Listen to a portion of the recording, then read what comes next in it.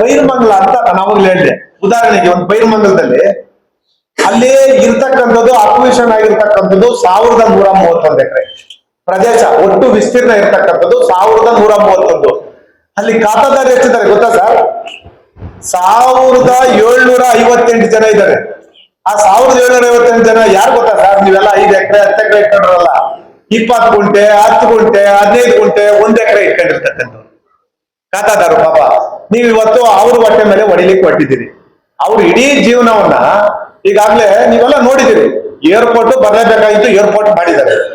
ಏರ್ಪೋರ್ಟ್ಗೆ ಜಾಗ ಕೊಟ್ಟಂತ ರೈತರು ಸರ್ ಇವತ್ತು, ಅವತ್ತೇನು ಅವ್ರು ಹಣ ಕೊಟ್ರು, ಇವತ್ತು ಅವರು ಜಮೀನು ಇಲ್ಲ.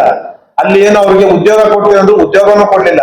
ಇವತ್ತೆಲ್ಲ ಆ ಪಾಪ ರೈತರ ಮಕ್ಕಳು ಇವತ್ತು ಯಾವ್ದೋ ಖಾಸಗಿ ಕಂಪನಿಗಳಲ್ಲಿ ಹೋಗಿ ಪಾಪ 20,000 10,000 ರೂಪಾಯಿಗೆ ಇವತ್ತು ವಾಚ್ಮನ್ ಕೆಲಸ ಮಾಡ್ತಾ ಇದ್ದಾರೆ. ಅದೇ ರೀತಿ ಉದಾಹರಣೆಗೆ ಈಗ ಹಿಂದೆ ಮಾನ್ಯ ಮುಖ್ಯಮಂತ್ರಿಗಳು ಇದೇ ಎಂ ಬಿ ಪಾಟೀಲ್ ಅವರು ಸಾಕಷ್ಟು ಸಭೆಗಳು ಮಾಡಿದ್ರು. ದೇವನಹಳ್ಳಿಯಲ್ಲಿ ನಾವು ಸಹ 4-5 ಪ್ರತಿಭಟನೆಯಲ್ಲಿ ಭಾಗಿಯಾಗಿದ್ವಿ. ನಮ್ಮ ಪಕ್ಷದ ವತಿಯಿಂದ ನಿರಂತರವಾಗಿ ಹೋರಾಟವನ್ನು ಮಾಡಿದ್ರಿ. ಚನ್ನರಾಯಪಟ್ಟಣದಲ್ಲಿ KDBಗೆ ಅಕ್ವಿಷನ್ ಮಾಡಿದ್ರಲ್ಲ ಸರ್, ಅದನ್ನ ಬಿಟ್ರು. ಕೊನೆಗೆ ಆ ರೈತರು ಹೋರಾಟಕ್ಕೆ ಮಣಿದು ಬಿಟ್ಬಿಟ್ರು. ದೇವನಹಳ್ಳಿ ತಾಲೂಕಲ್ಲಿ ಚನ್ನರಾಯಪಟ್ಟಣ ಹೋಬಳಿಯಲ್ಲಿ ಬಿಟ್ರು. ಇಲ್ಲಿ ಒಂದ್ ಕಡೆ ಪ್ರಸ್ತಾಪ ಮಾಡ್ರಿ, ಇದನ್ನ ವಿರೋಧ ಮಾಡ್ತೀರಾ ಇನ್ನೊಂದು ಈಗಾಗಲೇ 15 ಕೋಟಿ ಮೌಲ್ಯ ಕೊಟ್ಟಿರೋ ಅನ್ಸಲ್ವಾ?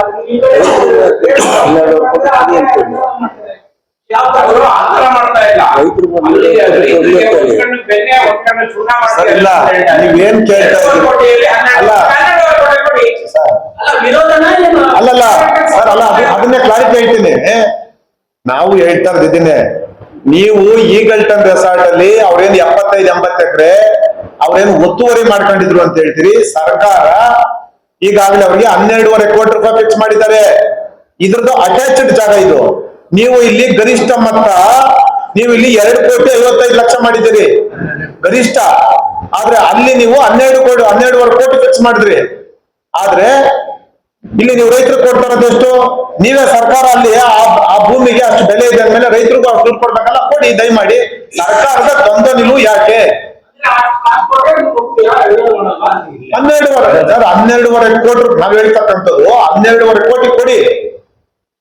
ನೀವು 12.5 ಕೋಟಿ ರೂಪಾಯಿ ರೈತರಿಗೆ ಅಷ್ಟಾದ್ರೂ ಸಿಗ್ಲಿ, ಅದಕ್ಕೆ ಕೊಟ್ರೆ ನಾವು ಒಪ್ತೀವಿ. ರೈತರಿಗೆ ಪ್ರಮಾಣದಲ್ಲಿ ಹೇಳ್ತಾದ್ರೆ ನೀವು ಎಕರೆಗೆ 12.5 ಕೋಟಿ ರೂಪಾಯಿ ಕೊಡೋದಾದ್ರೆ ನಾವು ಒಪ್ತೀವಿ.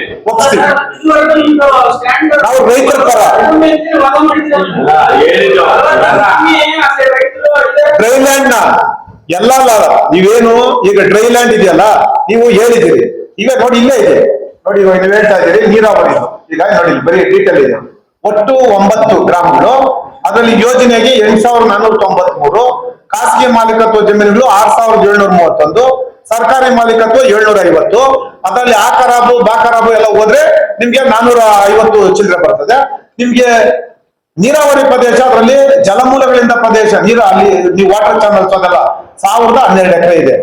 ನೀವು ಈ ಯೋಜನೆ ನೀವು ಮಾಡ್ತಿರಲ್ಲ, ನೀವು ಯಾರು ರೈತರು ಡ್ರೈಲ್ಯಾಂಡ್ ಕಳ್ಕೊಂತ ಇದಾರಲ್ಲ, ನೀವು ಅಲ್ಲಿನೂ ಸಹ ನೀರಾವರಿ ಜಾಗನ ನೀವು ಮಾಡ್ಬೇಡ. ಯಾಕಂದ್ರೆ ನೀರಾವರಿ ಜಾಗನ ರೈತರು ಕೊಡ್ಲಿಕ್ಕೆ ರೆಡಿ ಇಲ್ಲ, ಅವರು ಬದುಕನ್ನ ಕಟ್ಕೊಳ್ತಾ ಇರ್ತಕ್ಕಂಥವ್ರು.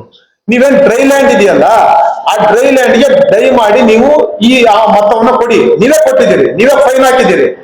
ಈ ಜಾಗದ ಬೆಲೆ ಇಷ್ಟು ಅಂತೇಳಿ ಸರ್ಕಾರ, ಇದೇ ಮಾನ್ಯ ಮುಖ್ಯಮಂತ್ರಿಗಳಿಗೆ A to Z ಗೊತ್ತಿದೆ, ಕೊಡಿ ದಯವಿಟ್ಟು. ಆ ಡ್ರೈಲ್ಯಾಂಡ್ ನೀವೇನ್ ತಗೊಳ್ತಾ ಇದ್ರಲ್ಲ ಅವ್ರಿಗೆ 12.5 ಕೋಟಿ ಕೊಡಿ. ಯಾಕೆ ಕೊಡ್ತಾ ಇಲ್ಲ? ಈ ಸರ್ಕಾರದ ದ್ವಂದ್ವ ನಿಲುವು. ಹಾಗಾಗಿ ಆ ರೀತಿ ಮಾಡಬಾರ್ದು.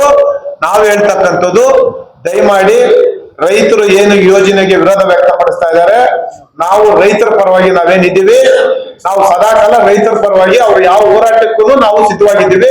ಅವ್ರ ಜೊತೆ ನಾವು ಉಳಿತೀವಿ. ಈ ಯೋಜನೆಗೆ ನಮ್ದು ಸಂಪೂರ್ಣವಾದ ನಮ್ಮ ವಿರೋಧ ಇದೆ.